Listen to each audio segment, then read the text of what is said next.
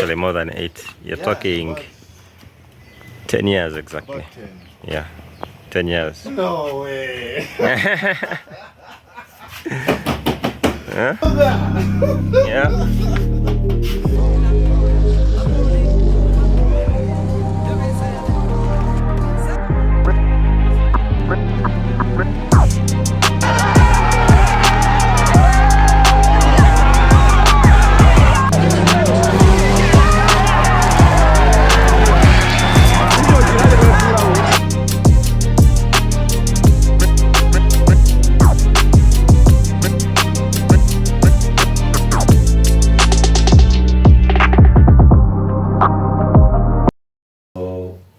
After a successful stellar 2013 season, we switched cars with Laila, because Laila had been driving the EVO 5 in 2013. Yes. So we switched cars, you know, we hand over the Ranix to Laila. To Laila, you know, who's now driving with Anthony Mugamba. And then we now join the main ranks with EVO 5. Yeah.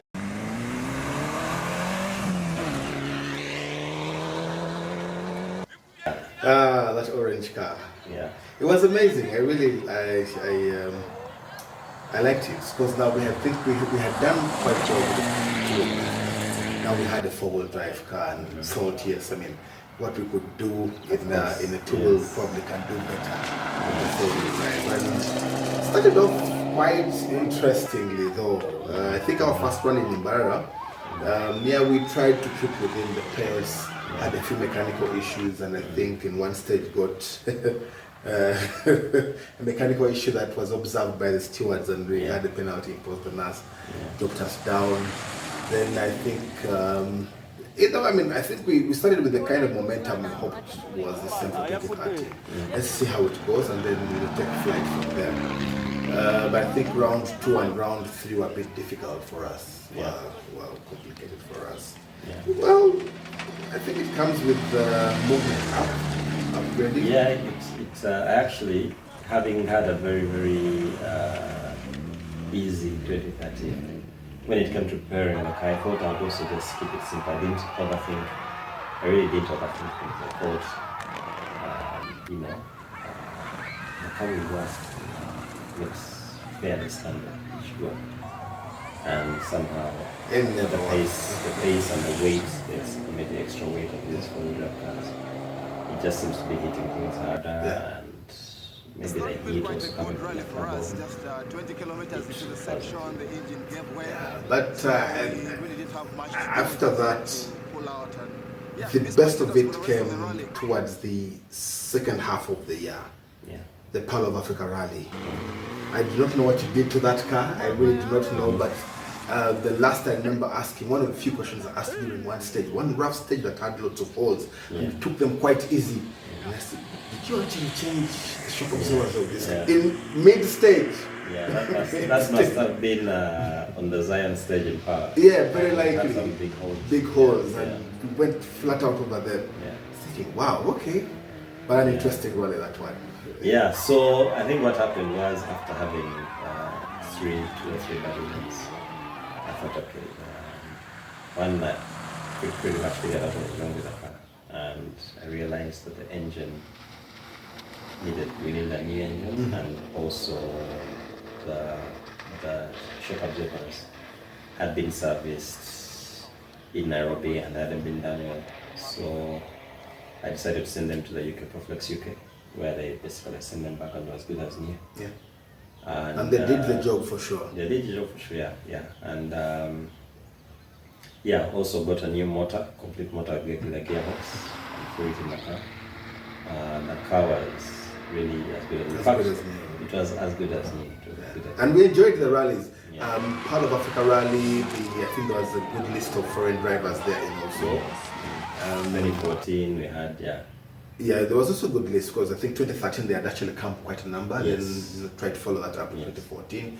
By the end of the rally, I remember that bit of a fight with Arthur Blake in the results, and how they did quite know that were actually ahead of them, and it caught them by surprise. But you should have known, because it turns out he actually had lost his way in the line. He had taken a wrong turn and ended up falling behind because I think they had been running ahead of John Consta.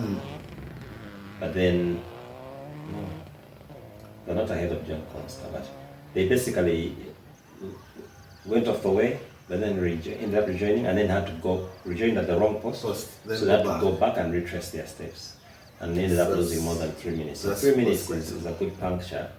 So if we had had a puncture in those 3 minutes, I would think that we'd still be in the lead, yeah. I think that event, the Pearl of Africa, came with good luck for us because the rally after, we ended up winning also. Yes. Independence Rally. Yeah, Zero way again. Same exact roads, and this time they were dry. Yes. Well, the Pearl had been wet. Yeah, even that one, I'd say, yeah, that one was a bit of a scare, by the way, in the beginning. Really? Yeah, because on day one, we had come into the rally with this new set of brakes which we had never tried before. So by the end of the first round of the Super Special, actually we had a case of brake fade. Yes. And we didn't have any spares because we had come with a new set. And, went to Sebuguzi and said, well, I have an old set. Yes, you can. Which you can put on. So that's what we put on. Very used, but that worked for us. However, it meant that when we started on day 2, yes, we would have been maybe like 10th overall or something. And then, so we drive one stage, Sebuguzi beats us by maybe like 2 seconds. And then what happened? Well, after that we were on a roll, a proper roll. We enjoyed the stages there in. No, you're forgetting something. But of course, I think at the time, stage 1 and stage 2. At the time controls, it's very important to be observant as a co-driver. Yeah. Know the times that your computer ahead and possibly behind are running in between, and that helped because we were chasing. The margins were very small. Yeah. And at the TC, actually Sebuguzi entered the control earlier than it should have. Yes. And being observant at that, well, that is an early booking. Yeah. And if... I remember you walking up to the control to make sure that the time that has been entered is what you think it is. And then I remember when he is now leaving, he's starting the stage. Yes. And that should mean normally we should be checking in. Then you told me to hold, don't come in. Yes. I was like, what's going on? Yes. And that's when you come back, you go back to the car and say, he had another booking. Yes. Well, you actually remember those details quite well, but I actually very well remember that I noticed an early booking on their time, and that definitely played in our advantage. A huge advantage, because I think that was the difference between finishing second and actually winning the rally. Yes. But it certainly made it really easy because what it was now, if we didn't pick up a puncture or pick up any issues, we could afford to lose 20 seconds, even 20 seconds in a stage. We could afford to lose that. And what I remember though is actually we lost maybe like 25 on the following stage, then we go into service. And another thing that played in our favor was that was a 50-kilometer stage that had a river that had burst its banks. So, and the steward decided that the stage has been cancelled, so that's even brings that's end of the rally. No, it wasn't yet. We still had like 2 stages to finish, but you just brought down. You reduced the mileage. So you could play within the margins of that mileage. So whatever was left, there's just no way that he was going to pick. He was coming back. Yeah. And we picked very good results there. PAL, then follow that up with Independence Rally. And actually, I must admit that was my first rally win. Yeah, overall. Overall, first rally NRC win. Why don't you count the PAL one? Well, the PAL was... it's... Because we are not registered for the ARC. Well, so NRC, yes. So it was 2 rally wins. For ARC points. So it was 2 NRC wins. I count the PAL one first. The first one, yes. Oh, okay. Then probably I should change my records there and make that one the first one, and then the Independence Rally. So that was 2014 for us. I think we signed off 2014 quite well. with those two rally victories, and all the challenges we had in the beginning of the season at least quickly faded with those two results that came through. And then 2015, a bit of a tough one. A bit of a tough one again, not really having your eyes on the ball because we had a car that was in tip-top condition. But then in between, we remember I just had the car fully rebuilt 2 rallies ago. There was no need for me to have touch and strip it and all. But I decided to do it anyway. And unfortunately, the people that I used to put the car back together are not the people who are normally working on that car. And some mistakes were made there, majorly with the transmission system. Yes. And that plagued us on the first couple in the of first months. stage. Actually, the first stage in the Barra. We had the transmission locked up.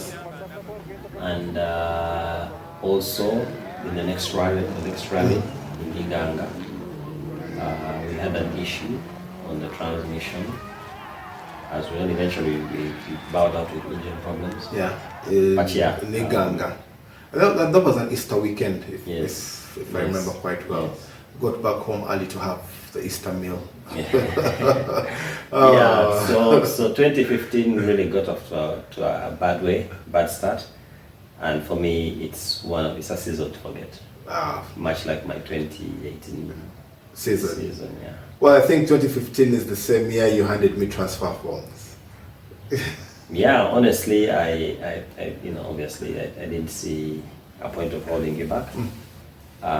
And I'd even say that by the time that I was asked by Team Sebuguzi, if they could take you on, I had no plans. I really to continue rallying for that season. I didn't know what I was going to do. I had no plans of buying another car for that matter. As it was, so it's even a surprise that I ended up buying an EVO 10 very early in 2016. But actually I bought the car in December 2015, a couple of months after I let you go. But I didn't, I thought at the time I'd gotten an EVO 7, and but then also looked like it was an answer because if you remember end of 2015, now Sebuguzi had an EVO 10, Deshkan and Rise in EVO 10, Nasam Tebi was bringing one, Duncan. There was a couple of cars that were coming in. Everyone was bringing an EVO 10. And so here you were trying to get an EVO 7. Get into an EVO 7, I thought, it's not a good plan. So, I don't know, something came over me one night. I got up in the morning and paid for an EVO 10 myself. And unfortunately, I didn't have you available anymore to call the Lord. Yes. But tell me what happened. What happened at the end of 2015? Pretty much after the Pearl of Africa rally, I decided we're not going to do any more events. And then you were free to, you joined Ronald, 10 years exactly. 10 years. No way. This guy did some things. Even the name is still there. No.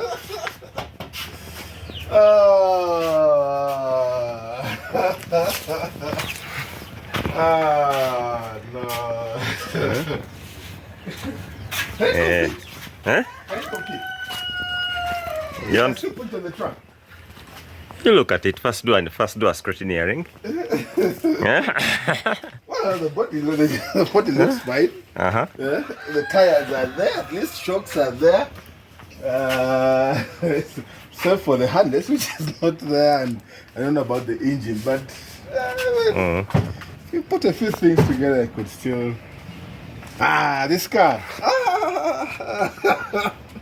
Oh, man. It had some ups and downs, but but it got some. But ultimately, it got some. Ultimately, it was. It got some results.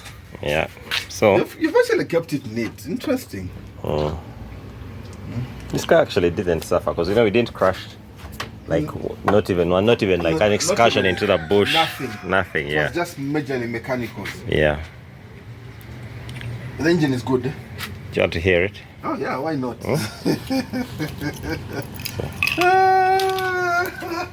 Then give it. This is so nostalgic. Kulina. I haven't been to rally in what? In a very long time. Like other than Festino that I watched in October. I haven't sat in a rally. I think this is the first rally I'm sitting in. You need to get your head in first. Yeah. Okay. Like it's 250. Yeah, like that, and then.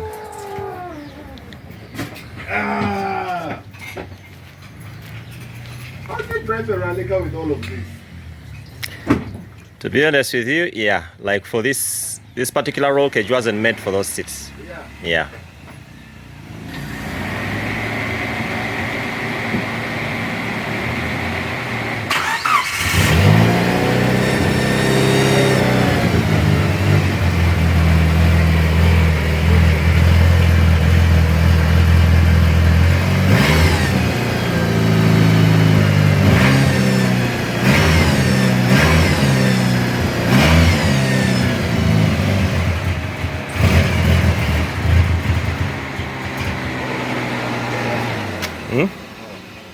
Okay, Kolachi.